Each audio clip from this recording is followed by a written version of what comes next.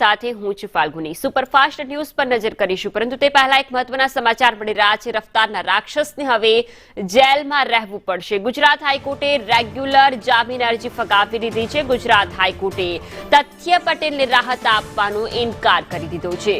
જેલમાં રહેશે તેવું કાયદાનું ભાન થશે તેવું હાઈકોર્ટે અવલોકન કર્યું છે।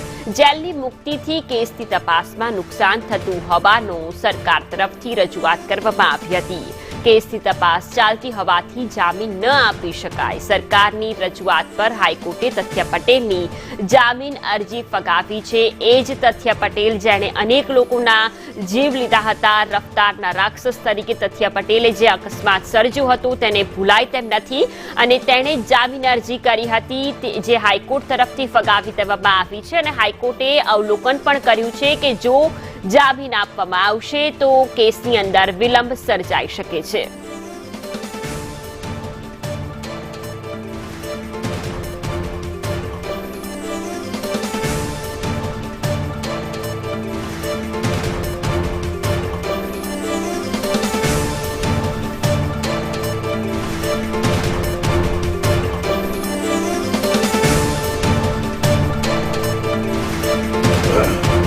સંવાદદાતા કશ્યપ પાસેથી વિગતો લઈશું। કશ્યપ, તથ્ય પટેલને મોટો ઝટકો હાઈકોર્ટ તરફથી લાગ્યો છે, જામીન અરજી ફગાવાઈ।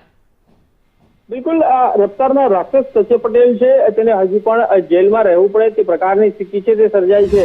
હાઈકોર્ટમાં તેના દ્વારા રેગ્યુલર જામીન અરજી છે તે કરવામાં આવી હતી, પરંતુ ગુજરાત હાઈકોર્ટ દ્વારા તથ્ય પટેલ છે તેને જામીન આપવાનો ઇનકાર જે છે તે કરી દીધો છે અને સ્પષ્ટ શબ્દમાં હાઈકોર્ટ દ્વારા આ ઇનકાર કરાયો। એ સમયે સરકાર તરફથી રજૂઆત કરવામાં આવી હતી કે જો તેને જેલમાંથી મુક્ત કરવામાં આવશે, જામીન આપવામાં આવશે તો તપાસ છે તેને નુકસાન થઈ શકે છે।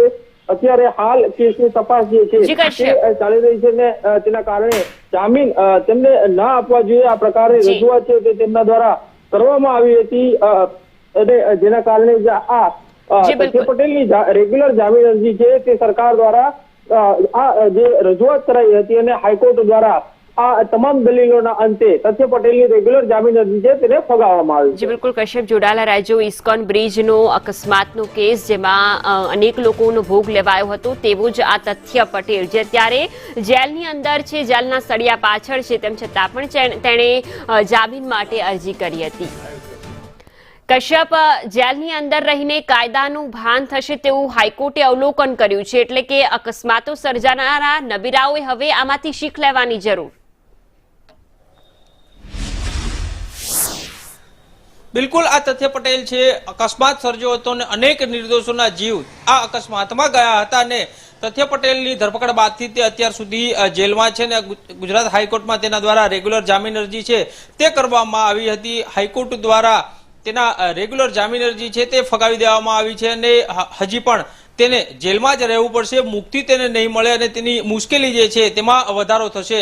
આ જે દલીલો ચાલતી હતી કોર્ટમાં, જ્યારે કોર્ટ દ્વારા અવલોકન કરવામાં આવ્યું હતું કે આ જેલમાં રહેશે તો જ આ જે આરોપી છે તેને કાયદા અંગે ભાન થશે અને આ પ્રકારની ભૂલ જે છે તે બીજી વખત નહીં કરે। અને મહત્વની બાબત એ પણ છે કે જે પ્રકારે અવલોકન કરવામાં આવ્યું છે ને તેનાથી આ રફતારના અન્ય રાક્ષસો છે તેને પણ આ બાબત છે તે શીખ લેવા જેવી છે। સાથે જ સરકાર દ્વારા કોર્ટમાં રજૂઆત કરવામાં આવી હતી કે હાલ તેને જામીન ના આપવા જોઈએ, કારણ કે અત્યારે તપાસ ચાલી રહી છે અને તેને જો જેલ મુક્ત કરવામાં આવશે તો તપાસને અસર પહોંચશે અને હાલ જ્યાં સુધી તપાસ ન પૂર્ણ થાય ત્યાં સુધી તેને જામીન ના આપવા જોઈએ। અને આ દલીલો કોર્ટમાં ચાલી હતી ને ત્યારબાદ કોર્ટ દ્વારા આ તથ્ય પટેલ જે છે તેની જામીન અરજી છે તે ફગાવવામાં આવી છે। જી બિલકુલ કશ્યપ, આભાર તમામ વિગતો બદલ।